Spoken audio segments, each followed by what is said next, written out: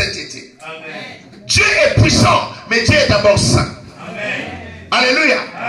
Et je peux dire ceci. Il n'y a pas la puissance de Dieu sans la sainteté de Dieu d'abord. Amen. Amen. La sainteté fait partie de la nature de Dieu. Et la Bible dit que la base de son trône, c'est sa sainteté. C'est-à-dire que Dieu est assis dans la sainteté. Dieu est saint, saint et saint. Pour dire que ma présence est dans les temples de Dieu. Ma présence est avec le peuple de Dieu. Je suis le roi éternel. Je suis royal. Je suis majestueux. Parce que le roi se distingue par sa tenue. My God. Et les pans de sa robe, qui représente sa puissance, qui représente sa présence, qui représente son autorité, les pans de sa robe, c'est-à-dire sa présence, sa puissance, remplissaient les temples. Mais ce qui est encore merveilleux, la Bible dit que la terre est remplie de sa gloire. Amen. Et puis on nous parle des séraphins. Les séraphins sont les anges les plus puissants dans le monde angélique. Amen. Les séraphins sont plus puissants que les chérubins. Les chérubins ont 4 ailes. Les chérubins ont 6 ailes. C'est des paires des ailes. 2 paires qui couvrent le visage, 2 paires qui couvrent les pieds et 2 paires qui se servent pour voler. Parce que les séraphins sont des anges de feu. C'est des anges de feu. Les séraphins sont des anges de feu. Ils sont enflammés. Quand un séraphin rentre ici, mes amis, tout ce building peut tomber par terre. Ce sont des anges de feu. Il faut comprendre après quoi? Après les 7 églises, c'est-à-dire après l'âge de l'église. Oh yes. Et je vais vous dire que l'âge de l'église arrive à sa fin. La grâce de l'église, le temps de la grâce, le temps de l'église arrive à sa fin. Maintenant, Jean dans la vision, il dit, après cela, une porte était ouverte. Je regardais, voici une porte était ouverte dans le ciel. Amen. My God. Je dis à quelqu'un dans cette salle, la porte est ouverte encore aujourd'hui. Et bientôt la trompette de Dieu va sonner. Et ceux qui sont sanctifiés, qui appartiennent à Jésus-Christ, vont monter dans la gloire. Ils seront glorifiés et vont rentrer dans la gloire de Dieu. La porte est encore ouverte. Amen. Alors, follow me. Please follow me. Suivez-moi. Quand on dit après cela, ça veut dire que dès que l'âge de l'église finit, l'enlèvement doit avoir lieu. Amen. Ça veut dire que l'enlèvement confirme la fin de l'âge de l'église. Amen. Et des temps de la grâce. Les temps de la grâce s'arrêtent avec l'enlèvement. L'âge de l'église, l'histoire de l'église de la terre s'arrête le jour de l'enlèvement. Le jour de l'enlèvement, ce n'est pas un jour à jouer avec. Parole de grâce presse, réveillez-vous s'il vous plaît. J'enseigne ces choses de tout mon cœur en tremblant. Parce que moi j'ai reçu l'ordre d'enseigner sur ces choses. Amen. On dit après cela, ma fille Virginie, après cela, j'ai regardé, voici une porte était ouverte dans les cieux. Mes amis, cette porte est encore ouverte. Quand vous lisez Matthieu chapitre 25, on parle des 10 vierges. Pendant que les 10 vierges étaient à gauche à droite, la porte était ouverte. Mais quand l'époux est venu, les vierges 5 sont rentrées, la porte était fermée. Il y a un jour, la porte va être fermée. L'église ici après doit savoir que la porte est encore ouverte pendant que je parle. Quelqu'un peut encore se repentir. Le sang de Jésus est encore disponible. Quelqu'un peut encore se sanctifier. Quelqu'un peut encore abandonner le péché. Quelqu'un peut venir encore à Jésus-Christ parce que la porte est ouverte. Amen. Et que dès que la trompette va sonner, dès que la trompette sonne, c'est la glorification. Je vous ai déjà parlé de la glorification ici. Encore. C'est le mystère que Dieu a fait pour pousser l'église à l'obéissance totale. Amen. Voilà pourquoi les chrétiens tombent malades. Et les chrétiens peuvent mourir dans leur corps. Alors qu'ils ont la vie éternelle, ils sont sauvés déjà. Comment quelqu'un qui a la vie éternelle mais son corps meurt? Parce que la rédemption n'est pas encore donnée. Et Dieu a prévu la glorification des saints. Les jours où la trompette va sonner, les jours de l'enlèvement de l'église. En fait, L'église doit se focaliser sur l'enlèvement. Si une église se déraille par rapport à l'enlèvement, cette église va à la perdition. Parce que tout est focalisé sur l'enlèvement. Paul écrit dans les livres de Romains. Il dit ceci que nous attendons la rédemption de notre corps. Amen. Nous attendons la rédemption de notre corps. Donc la porte est encore ouverte. Et Jean dit ceci. Une porte fut ouverte dans le ciel. La première voix, my God, que j'avais entendue comme le son d'une trompette. Est-ce que quelqu'un me suit comme qui ressemble au son de la trompette?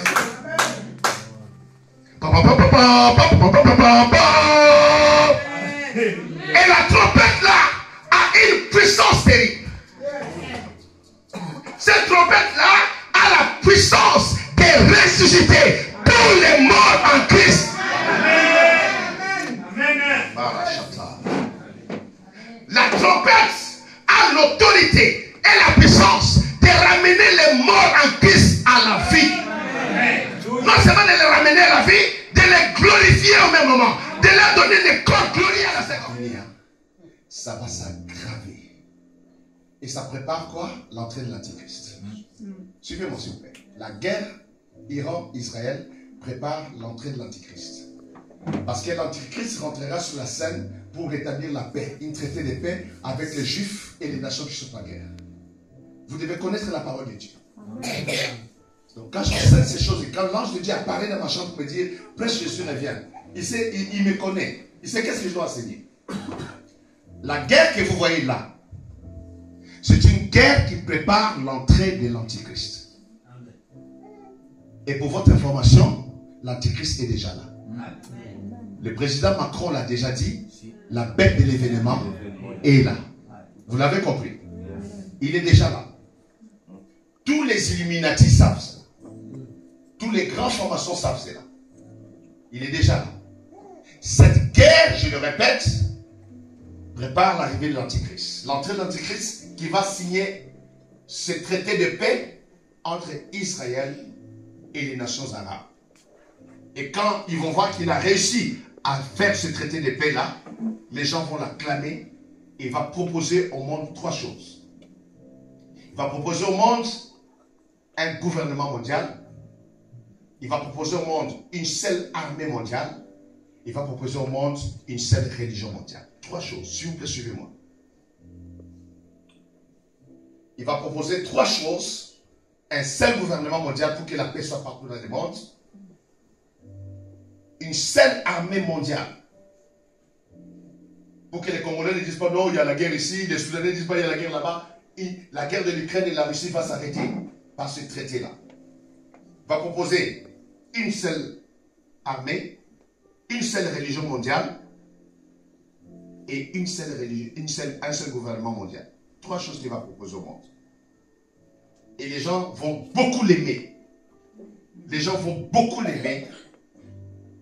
Jusqu'au moment où il va faire rentrer les faux prophètes et que les faux prophètes vont commencer à faire des miracles et des prodiges et l'Antichrist lui-même va commencer à faire des miracles et des prodiges et les gens vont commencer même à l'adorer. C'est à ce moment-là que tout va changer et ça sera ce qu'on appelle dans la Bible le 7e pleur de Jacob. La période de la tribulation va rentrer et la période de la grande tribulation va rentrer. Je vous parle cela comme ça en résumé, mais vous avez l'Esprit de Dieu, vous comprenez de quoi je parle. Amen. Jean a vu tous les détails par rapport à tous les autres prophètes. Parce que Jean est rentré au ciel même. Dites Amen. Jean est rentré au ciel même, il était devant le trône. C'est pourquoi Jean pouvait décrire les trônes comme personne avant lui. Et personne même après lui. Parce qu'il finit la Bible. Il sait la Bible en fait, en quelque sorte, en tant que prophète. Jean est apôtre, mais il est prophète de l'Église. Amen. Comme Paul est prophète, il est apôtre, mais quand tu lis les dernières écritures de Paul, vous sentez que c'est un prophète qui parle à l'Église maintenant. Amen. Ils ont commencé par un ministère apostolique pour finir par un ministère prophétique. Quand vous lisez le livre d'Apocalypse, vous voyez que Jean, ce n'est plus l'apôtre qui parle là. Là, c'est un prophète qui révèle les mystères, qui révèle les choses cachées, les choses lointaines. Dites-moi amen. Amen. De même, quand vous lisez Pierre, vers la fin de Pierre, la fin de son séjour terrestre, vous savez que Pierre n'est plus dans la peau de l'apôtre. Vous devez comprendre que Paul était d'abord ancien de l'église de Jérusalem. il y avait 3 anciens, il y avait Pierre, Jacques et Jean. Mais c'est Jacques qui était le pasteur de l'église de Jérusalem. Jacques qui était le pasteur de l'église de Jérusalem. Et Pierre et Jean, ensemble, ils étaient comme des anciens. Maintenant, apôtre, mais quand il termine dans la vision des choses spirituelles, il termine dans la révélation prophétique pour l'église. Pour aider l'église, pour que l'église connaisse quel est son avenir, quel est le futur qui est réservé à l'église. Comment comprendre la Bible quand vous lisez la Bible avec l'aide du Saint-Esprit. Amen. Donnez-moi un bon amen. Un de mes enfants parlait au fils d'un pasteur sur l'allemand. Il dit, mais de quoi tu parles allemand? Nous, on ne connaît pas ces mots-là. Dans notre église, on n'a jamais parlé de ça. Mais regardez ceci. Verset 2 dit, aussitôt je fus ravi en esprit, et voici, il y avait un trône dans le ciel, et sur ce trône, quelqu'un était assis. Jean maintenant est dans le ciel. Il est devant le trône.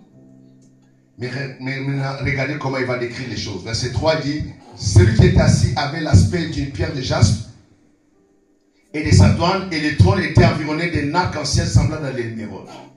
My God, personne n'a donné ces détails-là avant. Il décrit comment le ciel, le trône est, et que le trône est environné d'un arc-en-ciel.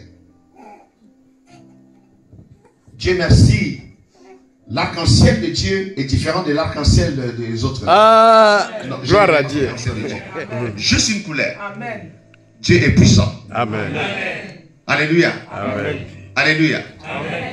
Dieu a donné au souverain sacrificateur 12 pierres. Mais Lucifer, quand vous lisez dans le livre d'Ézéchiel, il a 11 pierres. Il y a une pierre qui manque. Parce que Dieu est souverain. Quelqu'un dit Alléluia. Quelqu'un dit voilà, parle quoi? Il ne donne pas la description de ces choses. Et puis il dit ceci, devant le trône brûlent 7 lampes ardentes qui sont les 7 esprits de Dieu. Quel mystère! 7 lampes ardentes, 7 torches dans d'autres versions. Et ces 7 torches brûlent devant le trône de Dieu. On dit que ce sont les 7 esprits de Dieu. Amen. Il y a encore devant le trône comme une mer de verre semblable à du cristal. My God. Une mer de verre. Pas comme la mer des Brest ici là. Mais une mer de verre semblable à du cristal. Mais c'est une mer. My God. Maintenant, au milieu du trône et autour du trône, il y a 4 êtres vivants remplis de Dieu devant et derrière. Ça, ce sont des êtres célestes. Ils sont incroyables. Ils sont différents des séraphins. Ils sont différents des chérubins. On les appelle les 4 êtres vivants.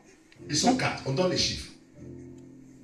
On ne donne pas avec détail les nombres des séraphins. On ne connaît pas le nombre exact des séraphins. La Bible ne donne pas les nombres exacts.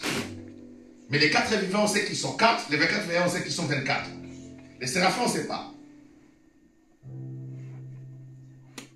Les chérubins, on ne sait pas non plus exactement. Si on considère dans la Bible que Lucifer fut un ancien chérubin, donc les nombres de chérubins étaient réduits. Combien ils étaient au départ, on sait. Est-ce que vous êtes d'accord? L'évangile de Marc, c'est les veaux. L'évangile de Luc, c'est l'homme.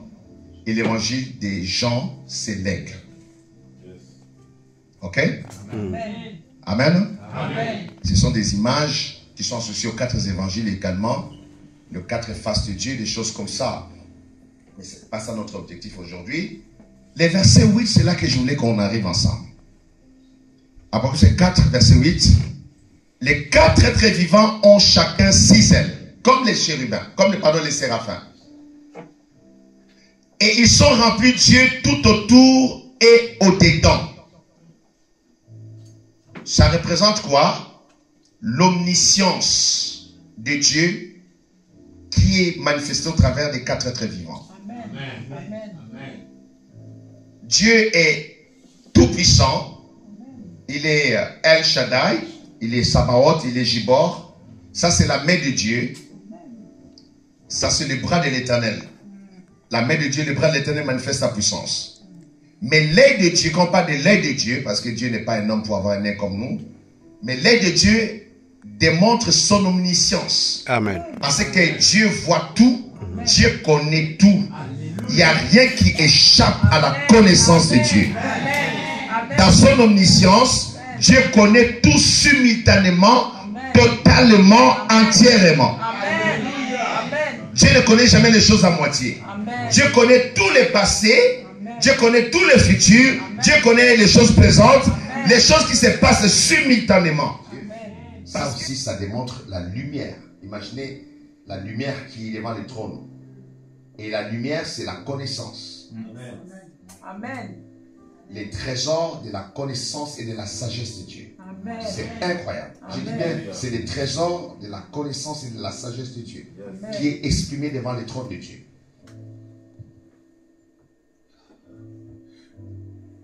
Permettez-moi d'expliquer ces choses parce que l'église qui est tombée dans notre génération n'a aucune idée de Dieu que nous adorons, comment il est. Parce que l'église aujourd'hui ne lit pas la Bible, n'étudie pas la parole de Dieu. L'église n'a aucune idée de le Dieu qui nous invite à vivre avec lui. Il est comment? Amen. Comment est ce Dieu-là? Comment craindre ce Dieu? Comment se préparer à vivre avec ce Dieu-là? Quand une femme doit se marier, elle se prépare à une vie nouvelle avec un partenaire qui va être pour la vie. Comment l'église se prépare avec un partenaire qui n'est pas un homme, qui est le Dieu créateur, qui est l'alpha et l'oméga, le roi des rois, le seigneur des seigneurs, le trône, les cieux et son trône et la terre et son marchepied. Comment l'église va faire avec quelqu'un de comme ça, my God? Dites alléluia, mes amis. Marachata. Jour et nuit. Alors, suivez-moi, je vais expliquer un point important ici. Au ciel, il n'y a pas de jour et de nuit. Alléluia. Amen. Au ciel, il n'y a pas jour et nuit. Parce qu'il est au ciel. Mais Jean nous transcrit sa connaissance humaine. Amen. Alléluia. Oubliez les téléphones là. Fermez les téléphones si vous pouvez. Mais concentrez-vous sur la parole parce que les Saint-Esprit va commencer à parler. Il ne faut pas se distraire. Amen. Quand Jean dit, il ne cesse de dire jour et nuit, ça c'est le langage humain. Quand tu lis ces passages, tu dois comprendre qu'au ciel, il n'y a pas de nuit. Parce qu'au ciel, il n'y a pas la nuit, il n'y a pas de ténèbres au ciel. Amen. Alléluia. Amen. Quand nous serons au ciel, la Bible dit que la gloire de Dieu éclairera la nouvelle Jérusalem au siècle des siècles. Il n'y aura ni soleil ni lune au ciel. Amen. Parce que le système de la terre va être évacué, my God. Amen. Donc au ciel, il n'y a pas jour et nuit. C'est simplement Jean veut dire qu'il ne cesse de manière continuelle, sans arrêt, sans stopper. C'est comme une chanson qui ne s'arrête pas. Les quatre êtres vivants crient Saint, Saint, Saint, et l'Éternel des armées. Comme les séraphins le font avec le prophète Esaïe, mais avec Jean dans l'Apocalypse, c'est les quatre êtres vivants qui proclament la sainteté de Dieu jour et nuit. Amen. De manière continuelle, sans s'arrêter. Quelqu'un dit Alléluia. Le ciel proclame sa sainteté. Sa gloire est dans sa sainteté. Sa beauté est dans sa sainteté. Son omniscience est dans sa sainteté. Parce que la sainteté, c'est sa nature profonde. Amen. Mes amis, Dieu est saint. Amen. Dieu est magnifique. Yes. Il est sublime en sainteté. C'est important que l'Église comprenne que Dieu est absolument saint. Sa sainteté est magnifique, elle est sublime. C'est la splendeur de sa beauté. Amen. Dieu est tellement saint que c'est magnifique de voir sa sainteté. Personne n'est saint comme Dieu. Amen. Magnifique en sainteté. Opérant des prodiges, digne de louanges et opérant des prodiges. Il est le Dieu des miracles. Mais il est magnifique en sainteté. L'Église doit avoir l'image de Dieu, que Dieu est magnifique. Amen. Les séraphins crient Saint, Saint, Saint. Les quatre vivants disent Saint, Saint, Saint. Mais Moïse dit, il est magnifique. Amen. Wonderful. L'Éternel est magnifique en sainteté. L'Éternel est magnifique en sainteté. Magnifique en sainteté. Amen. Incroyablement saint. Amen. Il est profondément, totalement, absolument, Amen. beautifully saint. Beautiful. Beautiful. Alléluia. Amen. Allez avec moi dans 1 Samuel 2:2. Les séraphins sont saints. Il y a des saints prophètes qui sont déjà au ciel. Il y a des saints qui sont déjà là. Mais quand on regarde à l'Éternel, il est magnifique en sainteté. Ah. Et la Bible dit que nul n'est saint comme Adonai. Adonai, c'est le souverain suprême. C'est le Seigneur de gloire. Le souverain, c'est-à-dire en dehors, au-delà de lui, il n'y a pas de souverain. Il est suprême. Nul n'est saint comme toi. Nul n'est comparable à toi parmi les dieux. Il dit, nul n'est saint comme l'Éternel. Il n'y a point de Dieu. Il n'y a point d'autre Dieu que toi, Adonai. Il n'y a point d'autre Dieu que toi. Il n'y a point de rocher comme notre Dieu. Il n'y en a pas, mes amis. Amen. Nous devons, quand nous parlons de la sainteté, pourquoi j'introduis des choses comme ça? Nous devons avoir l'idée de comment lui d'abord est. Amen. Comment il est magnifique en sainteté, nul n'est saint comme lui. C'est-à-dire quand on compare les degrés de sainteté, on dit nul n'est saint comme Yahweh Adonai. Nul. Personne. Quand on dit nul, dans le ciel, sur la terre. Sous la terre. Sous la terre, je vais chercher qui là-bas. Ah. Nul. Là-bas encore c'est nul. Si tu es sous la terre, déjà tu es perdu. Et Seigneur, et ne glorifierai ton nom. Car seul tu es saint, et toutes les nations viendront et se prosterneront devant toi parce que tes jugements ont été manifestés. Quand je lisais ça, je dis mon Dieu. Car seul tu es. Est-ce que vous êtes avec moi? Amen. Vous ne m'avez pas lâché, hein? Amen. Qu'est-ce qu'il dit, maman? Car seul tu es saint. J'ai dit, et nous là?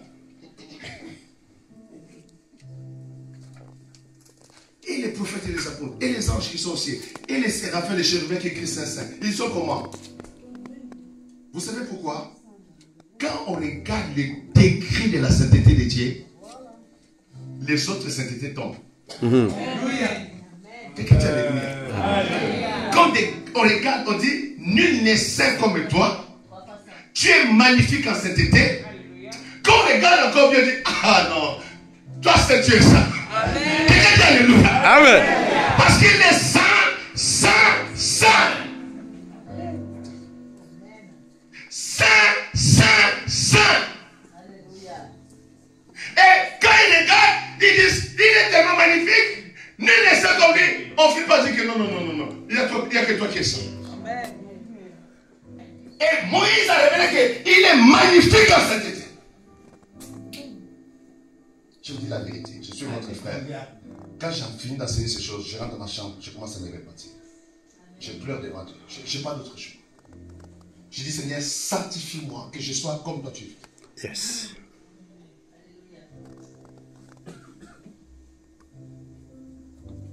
C'est 15-4.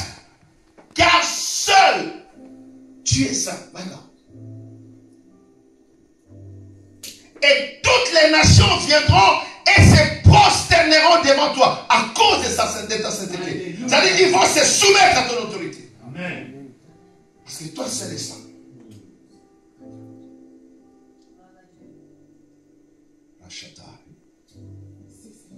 Mes amis, ne joue pas avec ta vie. Ne va pas en enfer à cause du manque de sainteté. Parce que Jésus a versé son sang. Amen. Je dis bien, Jésus a versé son sang. Je vais y arriver. Je vais y arriver. Le mot saint, pour ceux qui prennent des notes, le mot saint en hébreu veut dire kadosh. Kadosh, c'est Q. Kadosh. U-A-D-O-S-H. Kadosh. Le mot saint, c'est le mot kadosh. En hébreu. Le mot kadosh veut dire être mis à part. Dieu, dans sa sainteté, est mis à part de toutes ces créatures célestes et terrestres. Dieu est mis à part de toutes ces créatures célestes et terrestres. Kadosh veut dire mis à part, saint. Kadosh veut dire, le mot kadosh veut dire saint, mais la notion de kadosh c'est mise à part. Et nous voyons que Dieu lui-même, en tant que notre créateur, est mis à part et de ses créatures célestes et des créatures terrestres. Amen. Mais Kadosh veut dire aussi sanctifié, purifié. Amen. Amen. C'est quelque chose qu'on a sanctifié, qu'on a purifié. On a rendu ça saint. La notion de Kadosh, c'est sanctifié et purifié au même moment. Ce qui est dans le Kadosh est sanctifié par Dieu, et purifié par Dieu, et mis à part pour Dieu.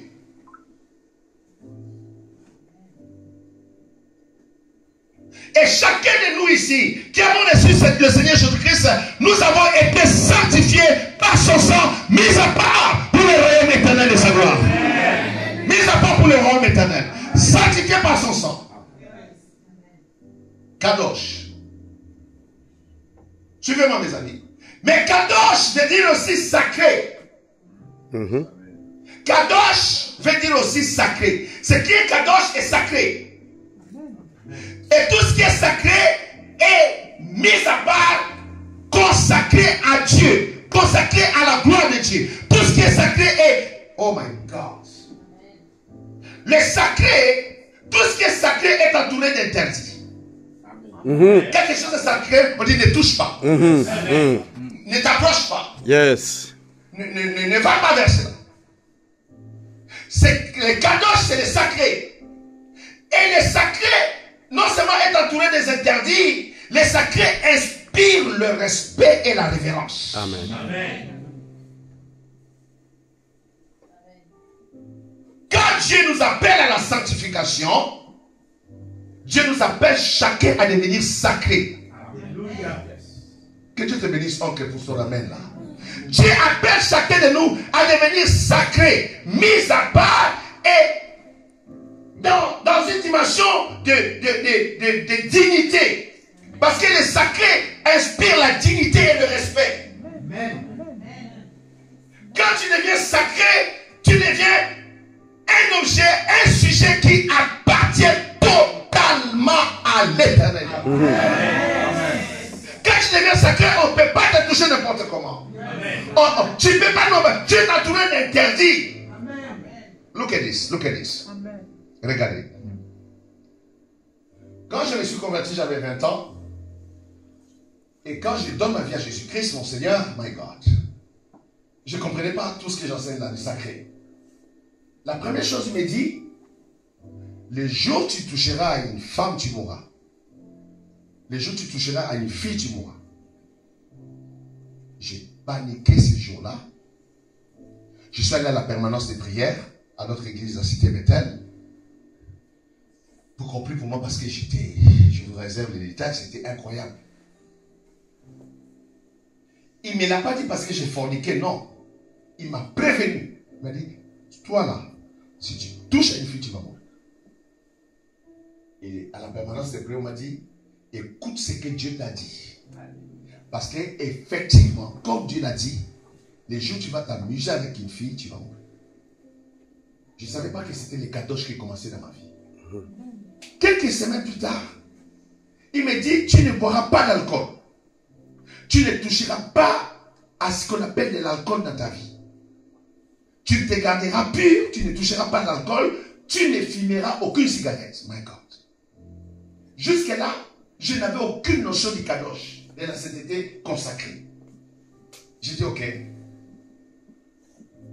Plus tard, il me dit, toi, tu ne mettras jamais de pied dans une boîte de nuit dans un bar. Parce que quand j'étais jeune, avec mes camarades, les samedis, quand on voulait s'amuser, on allait dans les boîtes de nuit, chanter, danser, puis sauter dans les lumières vert, bleu, rouge, on sautait, on tournait, puis on rentrait le tour le matin. Il m'a dit, tu ne mettras plus les pieds là-bas. Jusque-là, je comprenais, j'ai dit au frère qui m'a cadré, pourquoi vous êtes bien, moi, il n'y a que des interdits autour de moi, il n'y a que des interdits. Je ne menace de mort, tu ne feras pas ceci, tu n'iras pas là-bas, tu ne mangeras pas ceci, tu ne boiras pas ceci. Je dis, mais c'est quoi cette affaire-là? Le frère me dit, mais c'est Dieu qui te met comme ça, reste seulement comme ça. Il n'avait pas aussi d'explication à me donner. Il pouvait me dire que c'est le Kadosh qui commence dans ta vie, Jacques.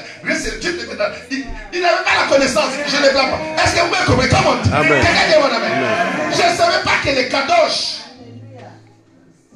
Et puis un jour, il me dit, toi, tu ne joueras plus au football. Là, maintenant, j'étais sur le point de me révéler. Il restait un peu comme ça que je me révèle. Mais j'ai toujours dit merci à Dieu parce qu'il m'a donné un cœur d'obéissance. Amen. J'ai dit, Seigneur, mon frère Paul joue au football.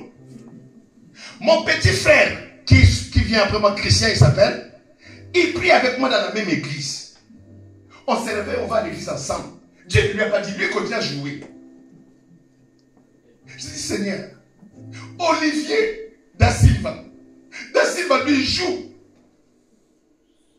Pourquoi c'est moi, Seigneur? Qu'est-ce que je fais? Pourquoi il y a des éternels tout le temps?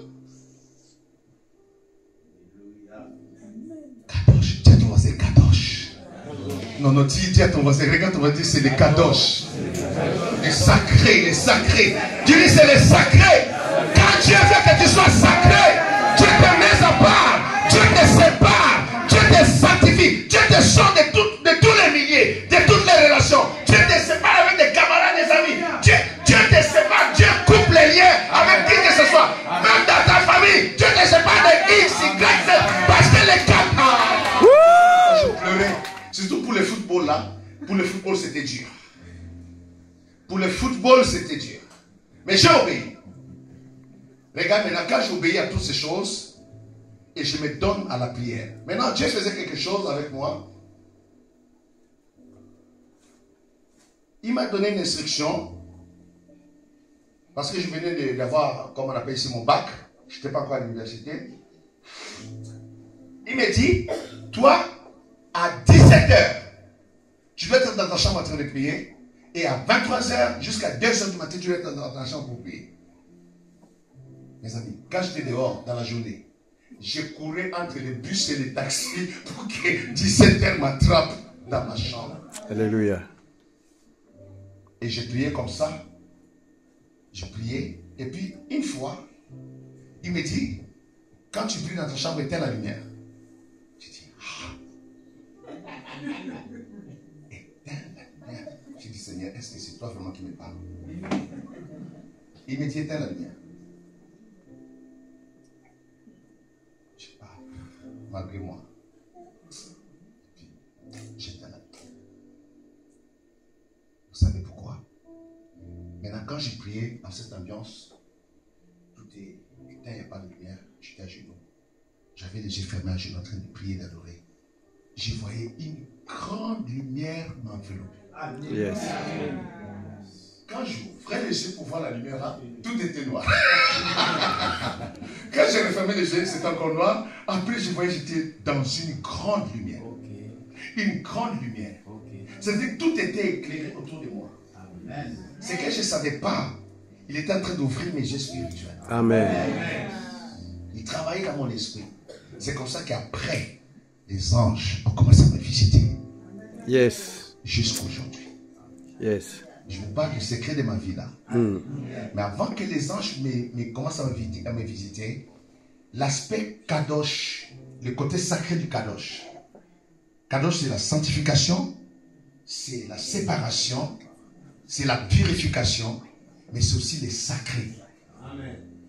Dieu voulait que les filles qui étaient mes amies, mes copines, comme ça, voir que non, Dieu est avec lui, on ne peut pas lui approcher. Et comme ça, voir que, il ne faut pas lui parler comme ça, attention.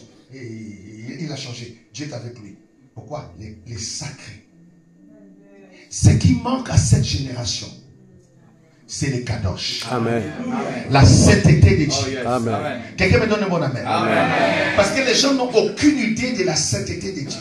Ce qui manque dans nos églises, c'est de rencontrer des jeunes filles comme ma fille ici là, qui est dans les kadosh de Dieu, qui est dans sa conduite en tant que chrétienne. Elle a des interdits. Elle ne peut pas se permettre d'aller dans une boîte de nuit. Elle ne peut pas se permettre de regarder la pornographie sur son téléphone. Elle ne peut pas se permettre d'écouter la musique du monde. Elle ne peut pas se permettre d'épouser un païen qui ne connaît pas Dieu comme elle. Je parle à quelqu'un. Elle ne peut pas se permettre ces choses-là. Pourquoi? Elle est kadosh, elle est sacrée, elle est déjà mise à part, lavée dans le sang de la nouvelle alliance. Le sang qui parle mieux que le sang d'Abel. Justification. Le sang de la grâce éternelle. Le sang de l'alliance éternelle. Alléluia. Purifié, lavé, sanctifié. Come on. Et l'église ne sera pas enlevé. Parce que Jésus-Christ est à la porte. Amen. Un enfant de Dieu dans l'église qui ne vit pas dans la sanctification n'est pas enlevé. Il sera enlevé. Amen. Ok, I need to explain this. Je dois expliquer ceci. Follow me. Ouf, my God, il y a tellement de choses à expliquer. Quand nous donnons, follow me. Quand nous donnons notre vie à Jésus-Christ, le même jour que nous donnons notre vie à Jésus-Christ, nous avons ce qu'on appelle la rémission des péchés. Amen. Cette rémission du péché est totale. Amen. Je peux dire même radicale. Cette rémission du péché te délivre du péché adamique et t'accorde la justification. Amen. C'est pourquoi, dès que tu reçois Jésus-Christ, tu as la rémission des péchés et tu as la justification de Dieu. Le ciel te déclare saint. Amen. C'est pourquoi on peut dire aux saints qui sont à Corinthe, aux saints qui sont à Galate, aux saints qui sont à Brest. Amen. Mais aujourd'hui, on ne peut plus écrire comme ça. Comment l'église est corrompue par les péchés sexuels, par tous sortes de péchés, de mensonges, des critiques, des murmures. L'église n'est pas celle qu'elle devait être devant le trône de Dieu. Parce que vous me suivez. Amen. Maintenant, ce degré de sainteté, oh my God, je voulais changer de thème hier, demain, mais je sens que je dois creuser avec vous. Amen. Amen. Amen. Amen. Amen. C'est-à-dire, quand nous donnons notre vie à Jésus-Christ, notre Seigneur, au Seigneur Jésus-Christ, nous avons la rémission des péchés et la justification par sa résurrection d'entre les morts. Maintenant, le ciel nous déclare saints. C'est-à-dire que nous sommes déclarés saints pendant que nos œuvres ne sont pas encore saintes. Ça, c'est la grâce. Amen. C'est le fruit de la grâce. Amen. Parce que tu as reçu Jésus-Christ, tous tes péchés sont pardonnés et tu es justifié devant Dieu. Et ça, c'est le premier niveau de la sainteté. Après ce niveau de la sainteté que nous obtenons par la grâce divine, il y a maintenant les kadosh, les sacrés. Dieu t'appelle à un autre niveau de sanctification pour que tu deviennes sacré pour lui. C'est à cela que Dieu appelle l'église maintenant. Amen. Vous comprenez la différence? Il y a la sanctification qui nous est donnée par le décret de Dieu, je le dis comme ça, parce que nous avons reçu Jésus-Christ. Nous obtenons par la grâce la rémission des péchés, nous sommes justifiés, nous sommes déclarés saints. Amen. Que Dieu te bénisse. Alléluia, nous sommes déclarés saints. Alléluia.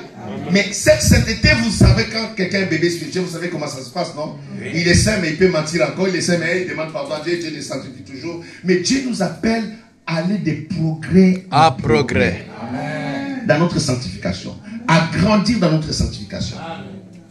J'ai compris que Dieu m'appelait au ministère. C'est pourquoi il voulait que je rentre dans les kadosh, dans la dimension du sacré, de la purification, dans la consécration même. Si j'ai le temps, je parlais de la consécration. C'est pourquoi Dieu m'a donné tous ces interdits dans ma vie. Dieu merci qu'il m'a donné au même moment l'esprit d'obéissance pour que je puisse obéir et puis que je parvienne par la grâce de Dieu à ce que je suis aujourd'hui. Mais Dieu appelle l'église à cette sanctification-là.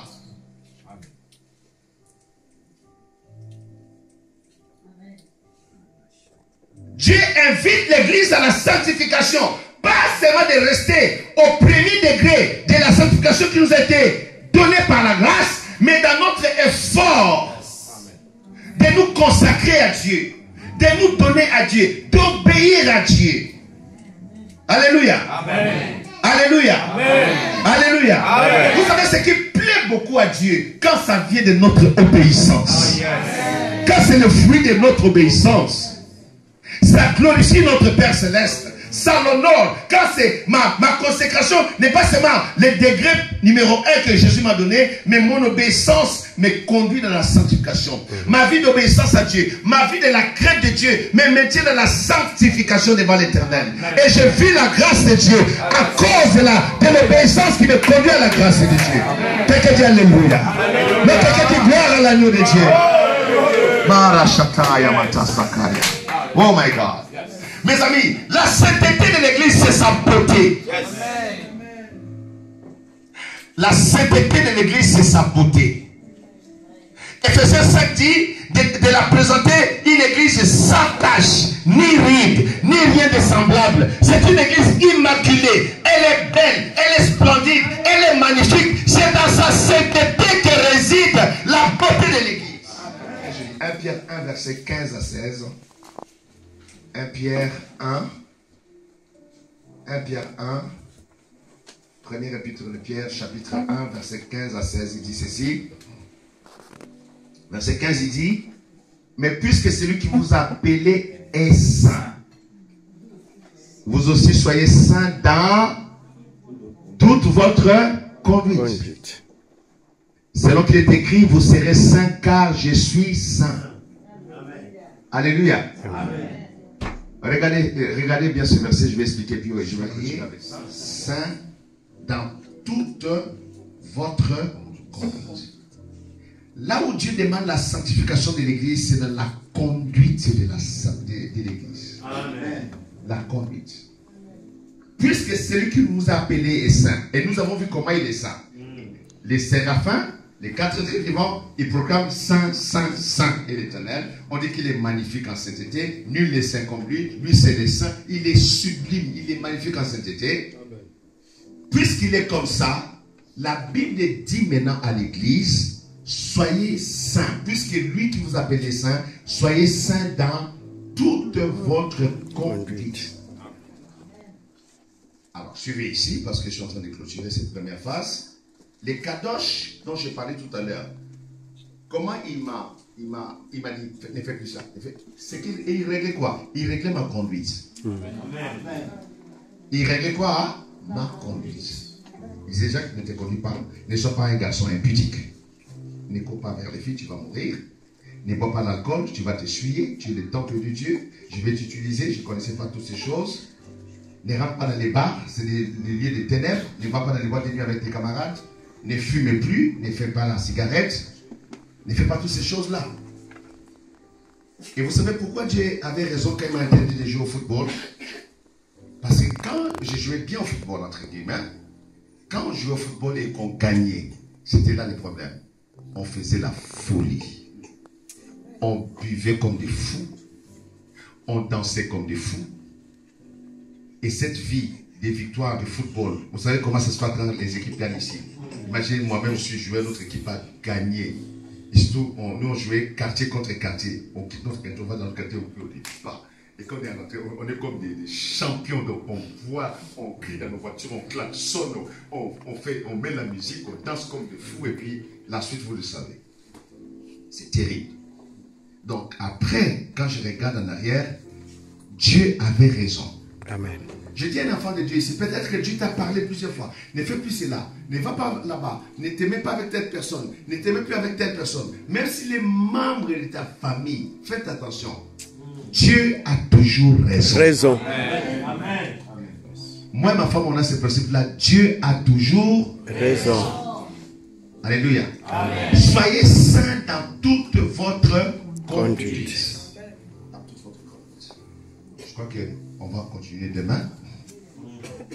Puisque celui qui vous appelle est saint, vous aussi soyez saints dans toute votre conduite. Celui qui nous a appelés est saint. Celui qui nous appelle au ciel, qui a dit à Jean, monte ici.